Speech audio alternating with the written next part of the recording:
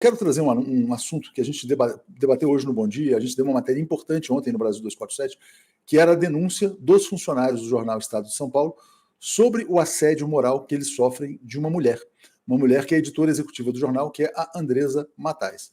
Esse caso é relevante, Léo, porque a Andresa Matais queria obrigar os jornalistas do Estado de São Paulo, segundo a denúncia, a forjar uma denúncia falsa contra o Flávio Dino. O objetivo era enfraquecer o Flávio Dino na disputa para o Supremo Tribunal Federal.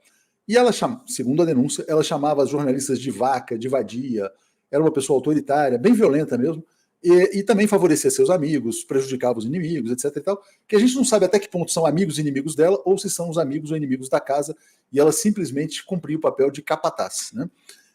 Bom, hoje acabou de ser tomada a decisão, o Ministério Público do Trabalho abriu uma investigação contra o jornal Estado de São Paulo e a Andresa Matais.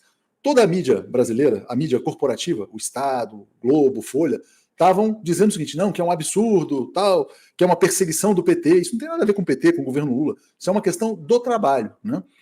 Inclusive o Estado de São Paulo hoje fez um editorial dizendo que é culpa do Lula, da Glaze e tal, enfim. Né? Enfim, eles não são responsáveis pelo que acontecer dentro da redação ali. Enquanto a gente tiver lei trabalhista, que é uma coisa que liberais estão tentando destruir, né? O Kim categoria é um deles, a gente tem que ter a execução da lei trabalhista, e a lei trabalhista ela prevê exatamente isso. O que me espanta é imaginar que foi preciso ficar claro esse evento aí de produção de história, né, do fake news do Estadão, para os funcionários terem coragem de denunciar isso, porque essas denúncias podem ser até anônimas. Exatamente. O que está faltando para que os empregados tenham coragem de denunciar o assédio? Porque o assédio acontece, e quanto mais a gente vai caminhando para esse modelo ditado pelo mercado, maior a capacidade de assédio, né? Então, eu acho que está assertivo, assim, até porque a denúncia do Ministério do Trabalho, Léo, ela dá direito da ampla defesa, ela vai ter condições de se defender, ela vai ter condições de provar a versão dela. Muitas pessoas entendem que a denúncia do Ministério do Trabalho seria como condenar a pessoa à prisão, não é isso não. É exatamente para que a coisa seja investigada, e se realmente está rolando esse tipo de assédio, é totalmente incompatível com a lei trabalhista brasileira, isso tem que acabar. Tem que e não só a lei trabalhista, mas uma coisa que é muito pouco discutida no Brasil, Léo, que é a cláusula de consciência dos jornalistas, né? Em muitos países, o jornalista tem o direito de se negar a publicar uma matéria que vá contra as suas convicções, que vá contra a sua apuração. Ele não pode apurar uma história dizendo o seguinte, não, veja bem, esse papo de dama do tráfico não existe, é uma mentira.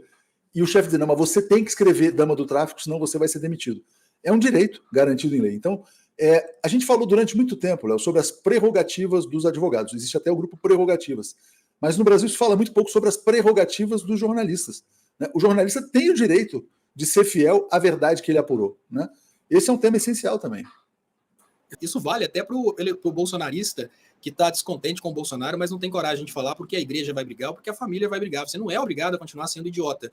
Agora, uma coisa que você falou que faz muito sentido é que seria necessário, nesse momento, um movimento de união dos jornalistas. Porque, veja, Léo, o que acontece é muito triste. Por causa dos editoriais, os jornalistas se veem obrigados a assumirem uma ideologia que às vezes eles não concordam. E aí começa uma briga cá na base da pirâmide. O jornalista que trabalha para uma Jovem Pan brigando, por exemplo, pessoalmente com o jornalista que trabalha com veículo de esquerda. E às vezes ele mesmo nem acredita na palhaçada que a Jovem Pan faz, mas ele acha que é importante brigar porque ele tem que defender aquela ideologia do patrão. Então seria muito importante que o jornalismo tivesse uma variante, assim, como se fosse semelhante à dos advogados, né? Porque, olha, o advogado ele tem esse direito, né, o advogado tem o direito de não ser criticado porque ele está defendendo, por exemplo, um criminoso, porque o direito de defesa do criminoso ele é constitucional. O advogado não é criticado pelos colegas por estar defendendo um criminoso, ele pode ser criticado pela sociedade. Eu acho que um jornalista ele deveria pensar da mesma forma, imaginar, olha, eu trabalho no veículo de esquerda, aquele outro trabalha no veículo de direita, mas nós, como jornalistas, deveríamos estar juntos para lutar pelas prerrogativas dos jornalistas para evitar que os assédios cresçam. Porque vai chegar um momento em que os advogados vão estar tão desunidos, os jornalistas vão estar tão desunidos, que vai ser fácil uma pessoa simplesmente gritar e falar, olha, você precisa assinar essa matéria. Mas eu não acredito nisso, você não tem que acreditar. Quem tem que acreditar sou eu, assine e pronto. Isso tem que acabar, Léo. Exatamente, Léo. E agora esse comentário do Marcos Mag é interessante também. Bom, antes eu vou ler o do Cadu Lessa, ele está dizendo, teremos ao lado o Mossad, né? Aliás, o Pepe Escobar falou que não vai ser Argentina, vai ser Mossad Tina, né? O novo nome da Argentina. E o Marcos Mag fala, não atacaria o ministro sem anuência do patrão, né? Eu também acho muito difícil, sabe, uma editora executiva de um jornal disparar uma bomba contra o ministro da Justiça, que é uma decisão, assim, quer dizer, isso é uma decisão de cúpula, né, de uma empresa jornalística. Não é um jornalista que decide, isso passa pelo diretor de redação e eventualmente até pelos donos, né? Você concorda com o Marcos, Léo, que isso aí está acima da jornalista? Eu até acho que é diferente, né? Eu acho que, como você disse, é uma reunião de cúpula. Isso foi uma estratégia criada ali pela cúpula. Falou, como vamos fazer para ferrar o Flávio Dino? E teve um brainstorm para isso. Não é tão simples assim como achar que ela simplesmente decidiu que vai ser assim, criou a história. Não!